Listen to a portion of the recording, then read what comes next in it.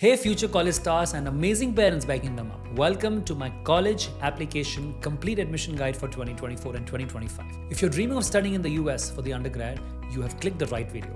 Buckle up because we're about to dive into a journey that's as thrilling as a roller coaster ride at your favorite theme park. Let's talk about college admissions in the US. Imagine it is a giant puzzle where every piece from your grades to your soccer skill matters. Getting into college is not just about cracking open that acceptance letter, it's a gateway to a world of opportunities, a launch pad for your future career. And hey, let's not forget, it's about making lifelong friends and memories too. But wait, there's a catch. The admission process can feel like you're trying to solve a Rubik's Cube blindfolded. Right?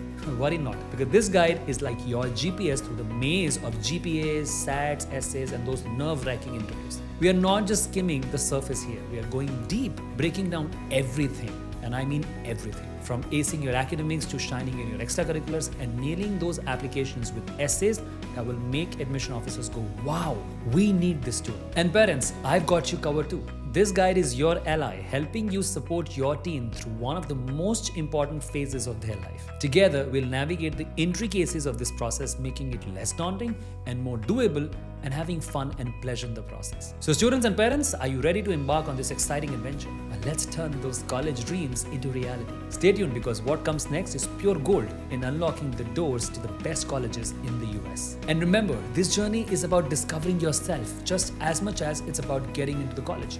So let's make it unforgettable. Okay, first things first, let's start with understanding the US college admission landscape. This is very important, so let's get into this. The first thing is about the diverse US higher education system. Picture the US higher education system as a vast ocean, teeming with different kinds of fish. You've got your big fish, the large universities known for their extensive programs and state-of-the-art facilities. Now, these are places where groundbreaking research happens and innovation thrives. Now, then there are liberal arts colleges, the hidden gems, smaller in size but mighty in their focus on broad-based education. Here, you are not just learning a subject, you are learning how to think, analyze, and approach the world with a well-rounded perspective. Now, don't overlook community colleges, which is next. They are the stepping stones for many, offering 2 years program, vocational training, and pathway to transfer to a 4-year universities. Affordable, accessible, and a great place to start your academic journey. Now, these are good for American students, but I don't recommend community colleges for international students. Okay, the next one is the evolution of college admission. Now, you need to understand that. So let's talk about the evolution. The college admissions process isn't what it used to be. It's constantly evolving, adapting to societal changes and educational needs.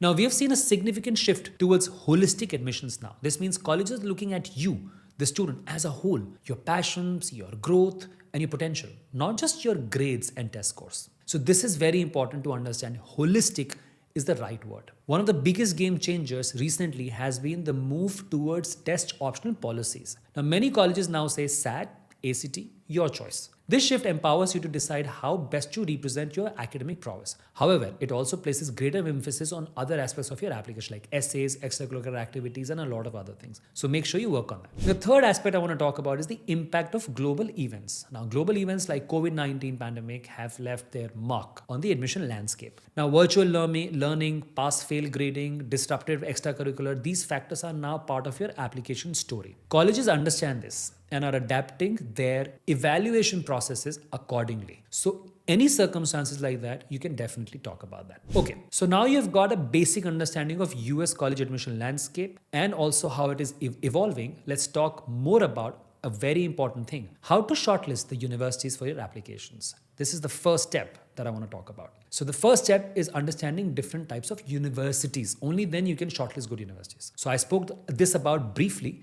in the earlier section, but this is more specific. Now, there are mainly 3 types of universities: research-based, pre-professional focused, and liberal arts. Now, each has its unique flavor, and key is to find which one is right for you. I'll help you understand all 3. Research-based universities are the innovation powerhouse. If you are someone who gets thrilled by discoveries, loves to dwell into research, and is excited by cutting-edge labs and facilities, these universities are your playground. Now, they're ideal for students who envision a career in research or academia. Most Ivies are research-based like MIT, Stanford, UC Berkeley and all. Next comes pre-professional focused universities. Now, they are geared towards specific career paths like business, engineering, medicine, and others. If you have a clear career goal and want a curriculum tailored to that profession, theyese universities are your launchpad. Now, they're perfect for goal-oriented students who want a direct path to their chosen profession. Now, these universities are like NYU, UPenn, Georgia Tech, and all. Next is liberal art colleges. Now, if you are someone who loves exploring diverse subjects, values small class sizes, and seeks a well-rounded education, liberal arts colleges are your haven. They are great for students who are still exploring their passions or those who thrive in a more intimate and interactive learning environment. These are Amherst College, Swarthmore College, and others. So if you are someone who's sure about your college major and career trajectory, choose between research-based university or pre-professional. But if you are not sure and need more open-ended education with diverse skill set, go for liberal art education. That's my advice. Okay, next comes matching the university's personality with yours. Super important. Now think of each university as having a personality. Does it match yours? Are you looking for a vibrant campus life, a strong sports culture, or focus on sustainability? Now, there are universities that prefer research background. Some talk about leadership and managerial qualities. Aligning your personality and interest with the university's culture is crucial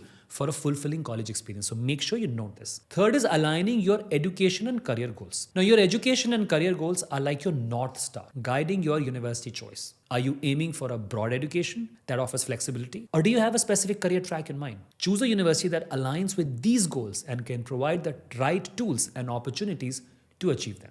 Remember, building a balanced college list is crucial. Include a mix of dream, range, and safety schools to ensure you have options. Now, each category serves as a purpose in your strategy, balancing aspirations with realism. And I understand, choosing a university is not always easy. In my 14 years of work with students and parents, I feel this is a very crucial step, and most students and parents are unable to do it themselves. So if you need any help, you can check out my courses called The Successful Applicant that has all the strategies to shortlist universities.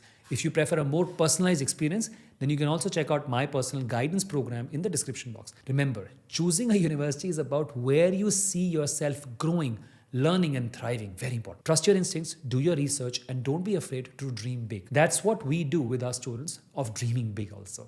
Okay.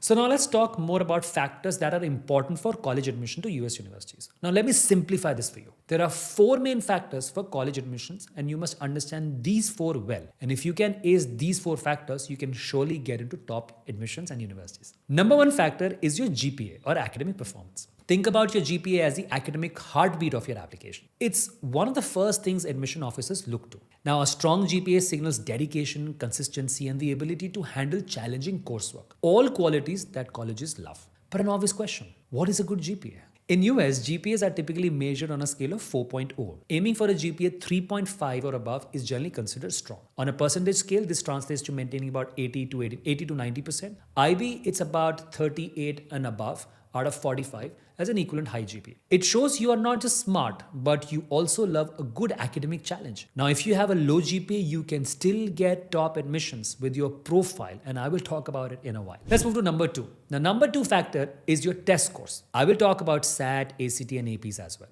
Now, standardized tests like SAT and ACT have long been pillars of college admission process. They provide colleges with a common metric to evaluate students from diverse backgrounds, and strong score can spotlight your readiness for college level work, especially in critical reading, math, and writing. But post-COVID, most colleges have adopted test optional policies, allowing students to decide whether to submit SAT or ACT scores. Now, this shift acknowledges that your academic potential isn't defined by a single test score. And the next question that I get a lot from my students in my personal coaching from students and parents is, should we submit SAT or ACT scores or not? And it's a very simple answer. If your test scores are strong and complement your GPA, submitting them can bolster your application. However, if they aren't as high as you would like and a school is test optional, you might be better off focusing on other strengths like your GPA, essays, and extracurricular activities. In this case, you can check out your test scores. Let's briefly talk about the role of APs also. Now, AP exams are more than just college credit earners. They showcase your ability to tackle college level coursework. Now, for US students, APs can play a significant role in the admission process, reflecting academic rigor and subject mastery. And most schools have AP preparatory classes, and it is easier to study for these exams. So I recommend taking APs for US students. But for international students, it is slightly different. While AP exams are not required for international students, APs can be a valuable addition to your profile, especially if you're looking to compensate for a lower GPA. Now, excelling in APs demonstrate academic seriousness and a commitment to challenging yourself. So if your GPA is not high and you want to showcase your academic prowess and you have time to take these exams, then you can. Else, you can absolutely skip taking APs as well. Okay, now let's move to factor number 3, and it's most important: your profile and extracurricular activities. So why is a strong profile crucial for college admission? This is because it is more than just grades. Colleges are searching for well-rounded individuals who bring more to the table than just top grades. A strong profile with diverse extracurricular demonstrates that you have interest, skills and passions outside the academic realm. It reveals facets of your personality and character, showcasing you as a dynamic, multifaceted individual. Think of it this way: engaging in extracurricular activities is like adding spices to a dish. It enhances your profile and makes it stand out. Now, these activities can include sports, music, volunteer club, and more. They give a glimpse into what motivates you, what you're passionate about, and how you could contribute to the campus community. And these activities also include something related to your intended major. So projects, internship, researches are also part of your profile also. And the next obvious question that I get: which activities should we choose? Again, a simple answer: align your passion with participation. Choose activities that genuinely interest you, not just because they look good on your resume. When you're passionate about an activity, it naturally drives you to excel and take on leadership roles, which are highly valued by admission officers. I also want to touch a bit on depth over breadth. Now, these concepts are very well explained and defined in our personal college admission programs, where we strategize everything based on your profile. And a lot of students and parents are so happy with our profile building or mentorship services. But I still want to talk a bit about this here. Now, it's better to be deeply involved in few activities than to have superficial involvement in many. Now, depth of involvement demonstrates commitment, dedication, and the ability to manage responsibilities effectively. So a simple way we work with our mentorship students or profile building students: 9th and 10th grade must be breadth, and then 11th and 12th must be depth. I know it is not always easy to do it yourself, and if you're really serious of getting good quality admissions, make sure to have a mentor like us, who can help you with all these strategies. Okay, one more important thing that we always do in our programs is that your extracurricular activities should tell a story, your story. In fact, your whole application should tell a story, and I will talk about that in a bit. Your activities should reflect your growth, learning, and how you envision your future. It's about showcasing colleges now that these experiences have shaped you, what you have learned from them, and how they have helped you develop a vision for life. This is one area where I think 95% applicants lack, and even most guidance counselors. They fall into the talk about the factors which are so important college admission. They don't even know. And yes, one very, very important thing. I know you must be thinking there is so much, but I really want to share all my experience and knowledge to help you get top college admissions. And most students, parents, or guidance counselors, they miss these things. Okay, focus on activities where you have made a significant impact. This could be leading a project, initiating a club, or making a tangible difference in your community. Impactful experiences are memorable and showcase your ability to effect change. This is so important, especially in Ivy League colleges. So make sure you work on your profile.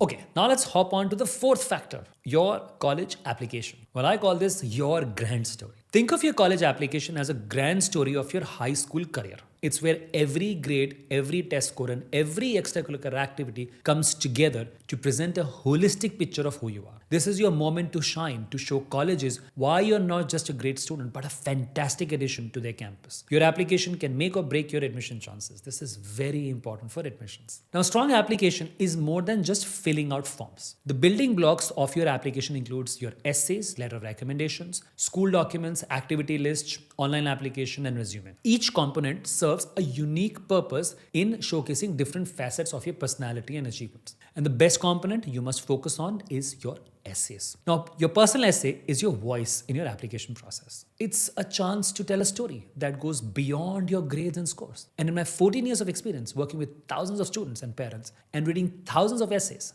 most students miss one very important thing: you. Yes, they talk a lot about externalities, but not your own growth and learning. And yes, it is not always easy to do so. So here are some tips for you. Find your unique angle. What makes you you? Focus on experiences, insights, or challenges that have shaped your perspective. Next, be authentic. Write in your own voice. Don't try to impress with big words or complex sentences if that's not who you are. Next, show, don't tell. Use specific examples and anecdotes to illustrate a point. Make your essay more engaging and memorable. Next, reflect and connect. Reflect on your experiences and how they have shaped your goals and aspirations. Connect these insights to how you plan to grow and contribute in college and beyond. Also, not just the essays. Ensure each component in your application complements with others, creating a cohesive and comprehensive profile. Like essays and LOR should complement each other, and same with your activities list and your vision. Everything should be a cohesive unit. Remember that. Alright, so these were 4 main factors for your college admission, with third and fourth factor being the most crucial. And if you need any help with your profile building or college application, get in touch with me and my team, and I can help you all the way if you need it. Okay, so dear students and parents, embark on this journey with hope, enthusiasm, and an open heart. Embrace the challenges, cherish the victories, and learn from every step. You're not just preparing for college, you're preparing for life. And remember, no matter which college you go to, the success of your journey depends on the passion and effort you put into. Thank you so much for joining me in this college admission guide for 2025. Make sure to subscribe and share with your friends and family. Here's to your journey filled with learning, growth, and unforgettable memories. You have got this. I love you. I'm with you on this beautiful journey. Stay tuned for more amazing videos. This is Shirish signing off. Bye.